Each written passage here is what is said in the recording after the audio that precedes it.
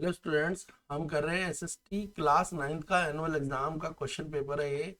इसका हम section A कर चुके हैं। सेक्शन ए में एमसीक्यू जो है हम अप्रोक्सीमेटली 20 जो एमसीक्यूज थे वो कर चुके हैं। आप हमारे वीडियोस चैनल के प्लेलिस्ट में देखेंगे तो आपको सेक्शन ए के कंप्लीट सॉल्यूशंस भी मिल जाएंगे। जो चैनल पे जो हमने सेक्शन ए करा है कंप्लीट, आपको उसके सॉल्यूशन मिल जाएंगे। 1 से लेके 20 तक के जो सारे क्वेश्चन है एनुअल के आपको हमारे चैनल पे मिलेंगे। अब हम कर रहे हैं section B. Section B 2 marks each question है। फिर सेक्शन सी करेंगे डी ई एफ। चलिए सेक्शन बी स्टार्ट करते हैं। सेक्शन बी में जो फर्स्ट क्वेश्चन है वो आपका है बेटा। फर्स्ट क्वेश्चन है व्हाट इज गिलेटिन। गिलेटिन क्या है। Second, right it your own word about the P I L. What is P I L यानी पब्लिक इंटरेस्ट लिटिगेशन। तो गिलेटिन क्या होता है। तो गिलेटिन होता है बेटा, फर्स्ट क्वेश्चन है व्हाट इज गिलेटिन। गिलेटिन का मीनिंग क्या है। गिलेटिन का मीनिंग है guillotine is that machine. Guillotine एक मशीन होती है that guillotine is a machine that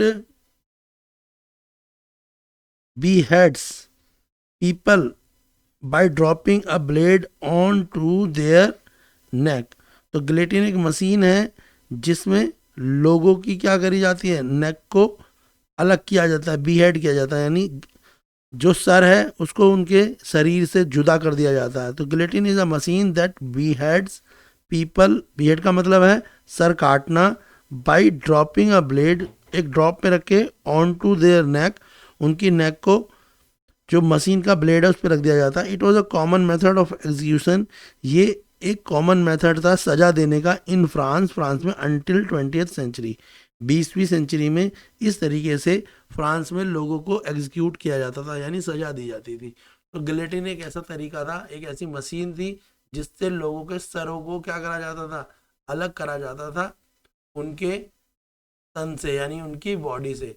कैसे करा जाता था, उनके जो सर था उसे एक ब्लेड में रख दिया जाता था और मशीन को ऑन करके उनका सर अलग कर दिया जाता था। जो लोग उस टाइम पे अपराधी होते थे या गवर्नमेंट की बात नहीं मानते थे। क्लियर है। ये फ्रांस में बड़ा ही कॉमन मेथड था। जैसे इंडिया में फांसी देते हैं, वहां पर क्या करा जाता था, वहाँ गिलेटिन किया जाता था।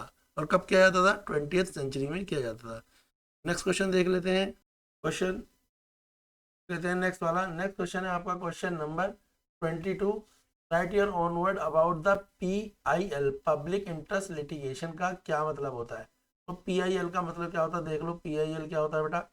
तो P I L is ensuring a justice to all. तो पी आई एल एक ऐसा तरीका है जिससे सभी लोगों को जस्टिस दिया जा सके। तो पी आई एल क्या, is ensuring justice to all and promoting the welfare of all the people. तो पीआईएल के तरीके से अगर किसी को कोई जस्टिस नहीं मिल रहा है तो वो कोर्ट में जाके अपनी कंप्लेंट क्या कर सकता है, लगा सकता है। और उसके द्वारा उसके लिए जो अच्छा हो सकता है वो जुडिशरी के द्वारा होगा। Promoting the welfare of the people, it is generally use to safeguard the group interest. ये जनरली ग्रुप इंटरेस्ट में हेल्प करता है, not in the individual interest. यानी अगर किसी ग्रुप के साथ कोई प्रॉब्लम आ रही है, कोई भेदभाव हो रहा है, कोई दिक्कत आ रही है, तो वो क्या कर सकता है, वो कानून के आगे अपनी पीआईएल लगा सकते हैं। पीआईएल की फुल फॉर्म है पब्लिक इंटरेस्ट लिटिगेशन। ठीक है। ये एक जो है जस्टिस का तरीका है जिसके द्वारा जो कोर्ट है वो जस्टिस देता है उस ग्रुप को जिस ग्रुप के खिलाफ या जिस ग्रुप के लिए कोई भेदभाव हुआ हो सोसाइटी के द्वारा या किसी और रीजन से। और जनरली ये इस तरीके से उन ग्रुपों को बचाया जाता है इन ग्रुपों को कोई माइनॉरिटी या किसी भी प्रकार के उनके साथ अगर कोई प्रॉब्लम है तो पीआईएल के द्वारा उनकी प्रॉब्लमों को सुना और सॉल्व किया जा सकता है। क्वेश्चन 22 था। नेक्स्ट करते हैं क्वेश्चन 23। क्वेश्चन 23 देख लेते हैं। क्वेश्चन 23 है आपका, how is human capital resources, how is human capital superior to other resources. तो ह्यूमन कैपिटल किस तरीके से अदर रिसोर्सेज से सुपीरियर हो सकते हैं। तो क्वेश्चन नंबर 23 में पूछा गया है कि ह्यूमन कैपिटल किस तरीके से अदर रिसोर्सेज से सुपीरियर हो सकते हैं। तो हम इसको लिखेंगे human resources can make better use. तो ह्यूमन रिसोर्स जो है वो अच्छा यूज कर सकते हैं, can make better use of land and physical capital. जो भी लैंड है और फिजिकल कैपिटल होती है उसका ह्यूमन रिसोर्सेज अच्छा यूज़ कर सकते हैं, but land and physical capital can not became useful it's on.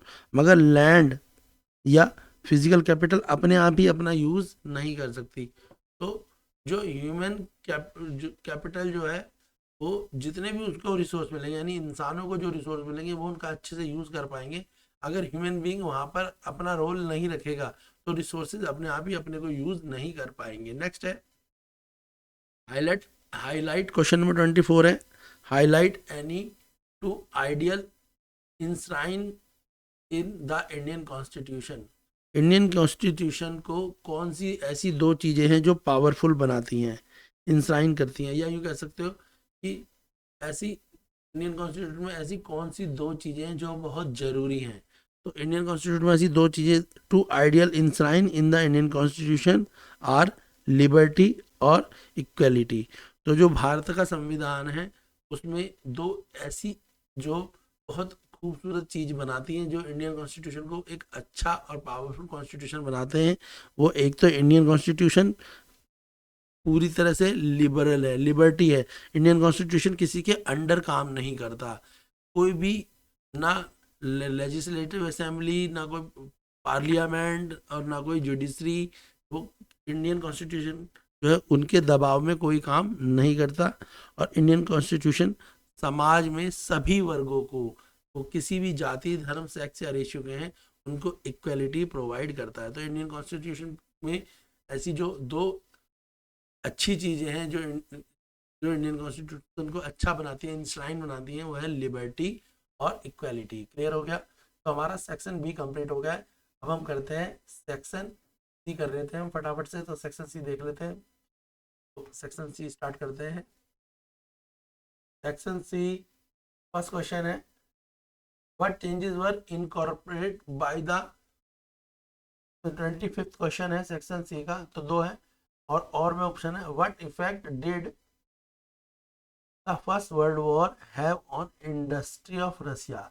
रसिया की इंडस्ट्री में जो फर्स्ट वर्ल्ड वॉर हुआ था उसका क्या इफेक्ट पड़ा। तो यानी फर्स्ट वर्ल्ड वॉर से रसिया की जो इंडस्ट्री थी उसको क्या नुकसान हुआ, ये पूछा गया है। क्वेश्चन नंबर 25 का और वाला ऑप्शन है, फर्स्ट वर्ल्ड वॉर जो हुआ तो उससे रसिया की इंडस्ट्री को क्या नुकसान हुआ।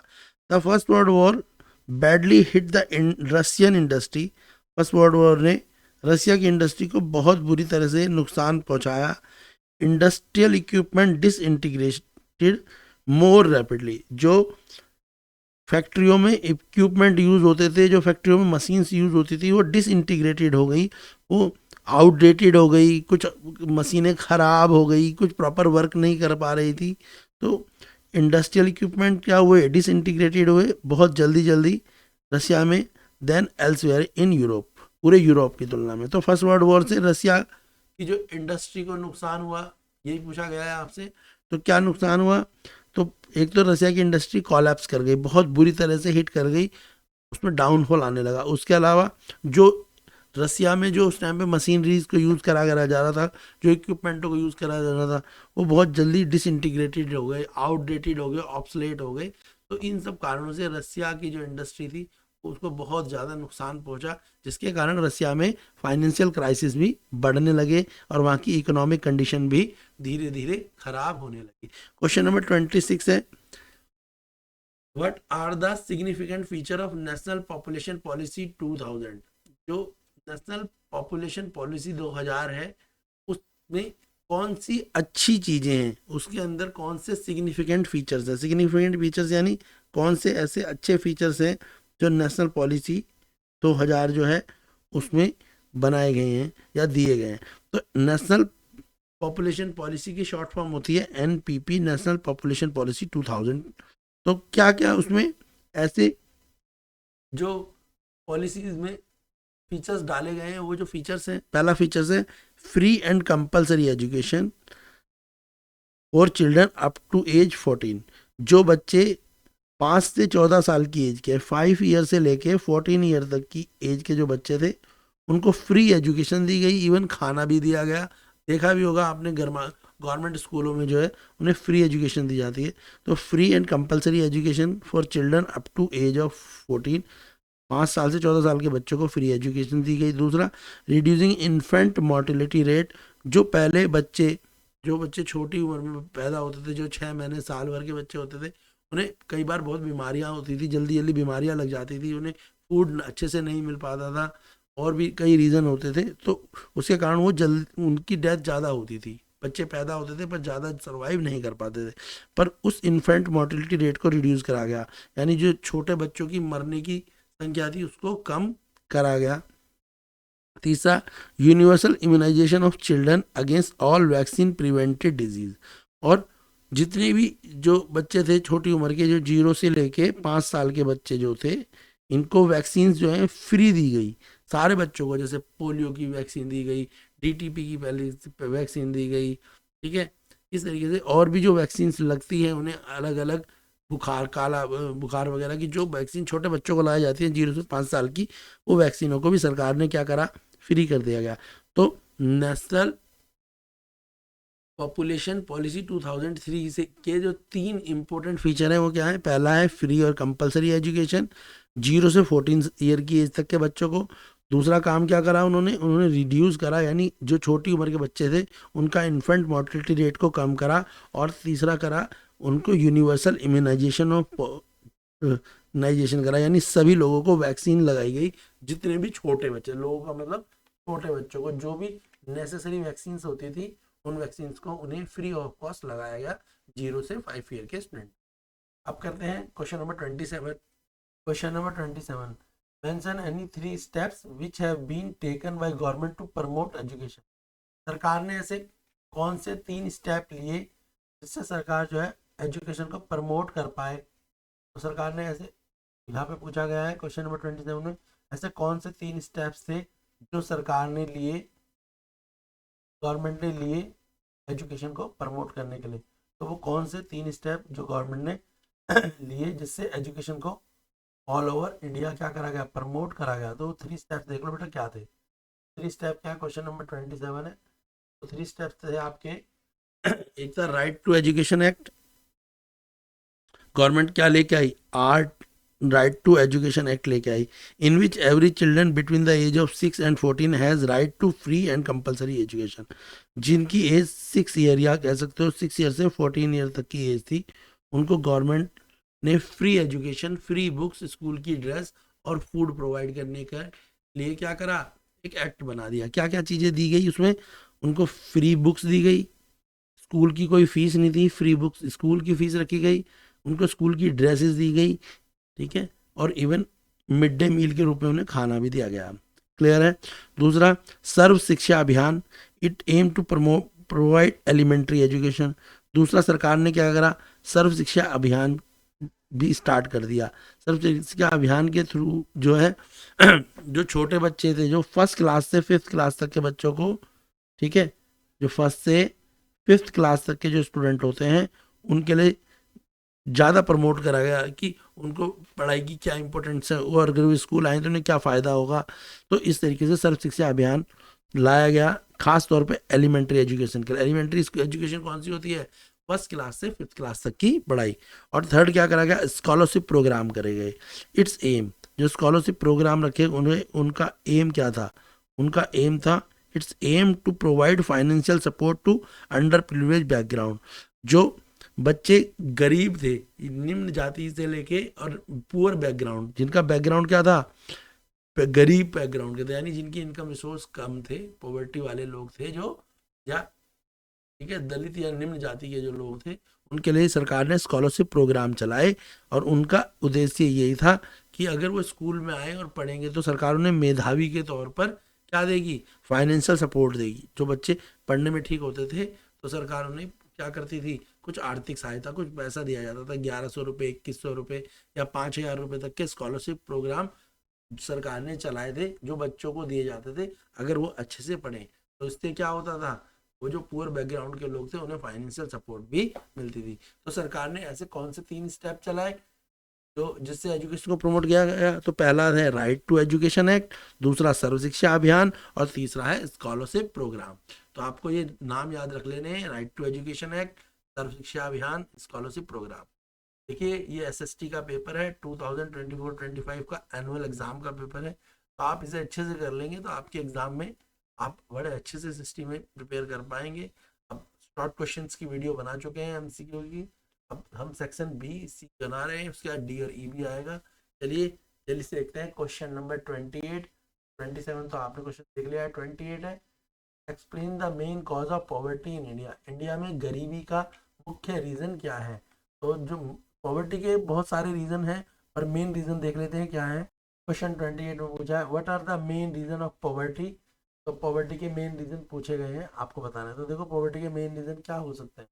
तो there are lots of reason या मैनी रीजन हो सकता है पॉवर्टी के, पर जो कुछ मेन रीजन है पॉवर्टी के, उनमें फर्स्ट रीजन है अंडर एम्प्लॉयमेंट या अनएम्प्लॉयमेंट, कुछ भी बोल सकते हैं आप।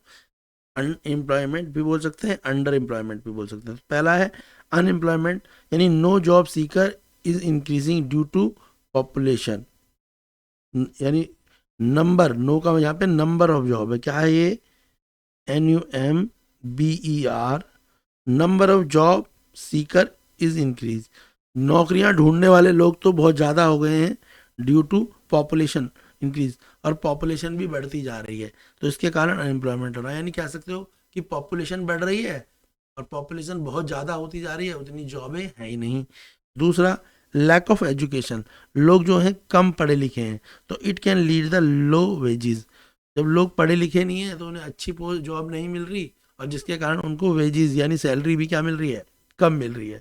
तो पहला रीजन क्या है, अनएम्प्लॉयमेंट। दूसरा रीजन क्या है, लैक ऑफ एजुकेशन। तीसरा इन एडिक्वेट इंफ्रास्ट्रक्चर, ठीक है, लैक ऑफ रोड ब्रिजेज, ठीक है, वेल्थ, इवन आप बोल सकते हो बस सर्विसेज या पब्लिक ट्रांसपोर्ट, ठीक है, ये सब इन एडुकेट इंफ्रास्ट्रक्चर। इसके कारण क्या है, लोग दूर दूर जाके जॉब कर नहीं पा रहे हैं, अगर वो जाते हैं तो उन्हें वहीं रहना पड़ता है, जिसके कारण उनकी इनकम अच्छी नहीं हो पाती है। यानी आप कह सकते हो कि माइग्रेशन हो रहा है, लोग विलेज से कहाँ जा रहे हैं, लोग विलेज से कहाँ जाते हैं, लोग विलेज से जा रहे हैं सिटी की तरफ। कहाँ जा रहे हैं बेटा, सिटी की तरफ जा रहे हैं, ठीक है ना। तो जब सिटी की तरफ जाएंगे तो क्या होगा, उससे उससे भी क्या होगा, तो जो है प्रॉब्लम बढ़ेगी सरकार के लिए, ठीक है, और पॉवर्टी भी बढ़ेगी।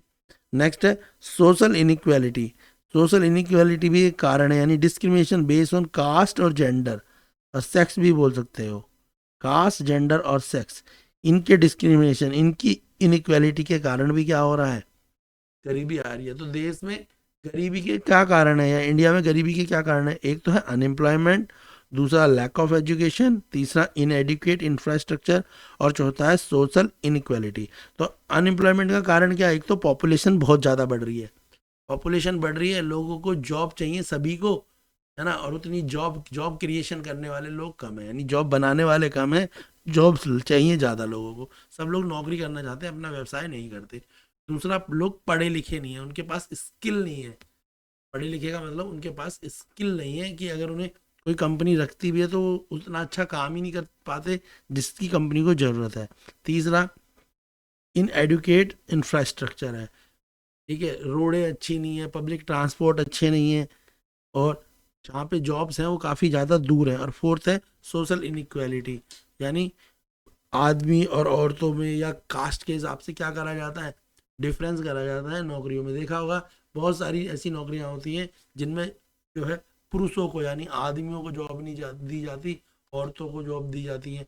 बहुत सारी ऐसी जॉबें होती हैं जिनमें महिलाओं को जॉब ना देके पुरुषों को जॉब दे दी जाती हैं, यानी इस जेंडर डिस्क्रिमिनेशन होता है, कास्ट डिस्क्रिमिनेशन भी देखा गया है। तो ये सब कारण है जिसके कारण क्या हो रहा है, इंडिया में जो पॉवर्टी की ये मेन रीजन है। नेक्स्ट क्वेश्चन करते हैं, question number 29, describe the composition of power of parliament. Parliament में जो पावर है वो किस किसके हाथ पे होती है और उसकी क्या कंपोजिशन है। क्वेश्चन नंबर 29, क्वेश्चन नंबर 29 है describe the composition and power of parliament. तो क्या कंपोजिशन है पार्लियामेंट में पावर की, के बारे में पूछा गया है। देखिए क्या कंपोजिशन है, कंपोजिशन भी देख लेते हैं और समझ भी लेते हैं क्या कंपोजिशन है और पावर को किस तरीके से डिस्ट्रीब्यूट करा गया है पार्लियामेंट में, देख लेते हैं। तो है कंपोजिशन क्या है, Indian parliament is made up of the president, Rajya Sabha and Lok Sabha. तो जो इंडियन पार्लियामेंट है उसकी जो कंपोजिशन है, इंडिया पार्लियामेंट को 3 पार्टों में बांटा गया है, 3 पार्ट्स में बांटा गया, 1, 2 और 3। पहला पार्लियामेंट पार्ट है प्रेसिडेंट वाला, दूसरा पार्ट है राज्यसभा वाला, और तीसरा पार्ट है लोकसभा वाला। सब यानी जो हमारे इंडियन पार्लियामेंट है 3 हिस्सों में बांटी गई है। एक तो प्रेसिडेंट, हमारे देश का प्रथम पुरुष यानी राष्ट्रपति, दूसरा पावर जो बांटी गई है वो राज्यसभा में बांटी गई है, और तीसरी जो पावर बांटी गई है वो लोकसभा में बांटी गई है। तो आप बोल सकते हो कंपोजिशन क्या है, कंपोजिशन है प्रेसिडेंट, राज्यसभा और लोकसभा। अब प्रेसिडेंट कौन होता है, प्रेसिडेंट क्या है, हेड ऑफ द लेजिस्लेटर, जो लेजिस्लेटर का हेड होता है उसी को हम प्रेसिडेंट बोलते हैं, यानी फर्स्ट पर्सन ऑफ कंट्री। दूसरा Rajya Sabha, it is also known as the council state, Rajya Sabha को हम काउंसिल स्टेट भी बोलते हैं। This house has set number of member nominated by president, और जो राज्यसभा के मेंबर होते हैं उनको नॉमिनेट कौन करता है, उनको प्रेसिडेंट नॉमिनेट करता है। और थर्ड है आपका लोकसभा, लोकसभा को हम बोलते हैं हाउस ऑफ पीपल। लोकसभा में कौन आता है, जो हमारे प्राइम मिनिस्टर हैं वो लोकसभा के फर्स्ट मेंबर कह सकते हो, या हेड ऑफ द मेंबर जो है लोकसभा के, वो कौन कहलाते हैं, वो प्राइम मिनिस्टर। जैसे अभी नरेंद्र मोदी जी। और प्रेसिडेंट कौन होता है, जैसे पहले थी द्रौपदी मुर्मू, ठीक है, वो कौन है, द्रौपदी मुर्मू कौन है, हमारी प्रेसिडेंट हैं, क्लियर हो गया। और जो हमारे प्राइम मिनिस्टर हैं वो कौन है, वो है नरेंद्र मोदी जी, ठीक है। और जो हमारा पावर ऑफ पार्लियामेंट है वो 3 पार्टों में बांटा जाता है। तो पहला है प्रेसिडेंट, दूसरा है राज्यसभा और तीसरा है लोकसभा। तो सेक्शन बी हम कर चुके हैं, इसके बाद हम करेंगे सेक्शन सी और सेक्शन डी। तो आप देख लीजिए सेक्शन सी और सेक्शन डी, और सी हमने सेक्शन कर लिया, अब हम करेंगे सेक्शन डी, उसके बाद फिर सेक्शन ई डी करेंगे। आप देखिए, आपको वीडियो अच्छी लगी हो तो वीडियो को लाइक करिए। अगर ये वीडियो आपके लिए इम्पोर्टेंट है, आपको लगता है कि ये वीडियो वैल्यूबल है, जो आपके एग्ज़ाम में आपको बेनिफिट देगी, आप अच्छे से स्कोर कर पाएंगे, तो वीडियो को लाइक करिए, अपने फ्रेंड्स के साथ शेयर करिए, चैनल को लाइक करिए, ताकि हम का जो नेक्स्ट पार्ट है वो भी आपको सॉल्व करा सके। बाकी आप क्लास 9th की एआई की और हिंदी के जो 2024-25 का पेपर आया है उसको भी कर सकते हैं, ताकि आप अपने और सब्जेक्टों को भी अच्छे से प्रिपेयर कर सकते हैं। वीडियोस को लाइक करिए, शेयर करिए, चैनल को सपोर्ट करिए, ताकि हमें मोटिवेशन मिल सके, हम आपके लिए और सब्जेक्टों की वीडियोस भी बना सकें।